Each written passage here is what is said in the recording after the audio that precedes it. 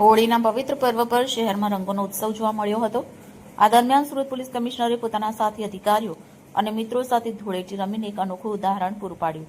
Police કમિશનરના સત્તાવાર બંગલા પર આ પર્વનું ભવ્ય આયોજન કરવામાં આવ્યું હતું।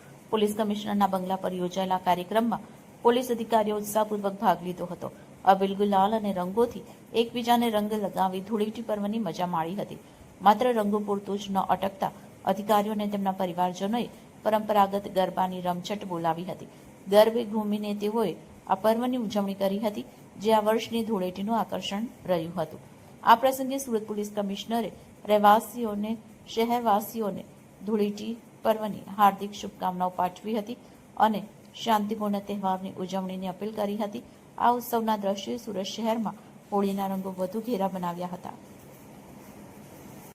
होलीना शुभ पर्व निमित्ते हूँ तमाम सूरतवासियों खूब शुभेच्छा आपू छू। साथों साथ आप त्यौहार जेમાં ભૂલ ચૂક વિના શીખવા માંડા બધા साथों साथ आपका जिंदगी में कलरफुल अपने चेहरा के सारा लागे आपकी जिंदगी में खूब सरस स्वास्थ्य समृद्धि रहे। आप परिवार के सुरक्षा बढ़े।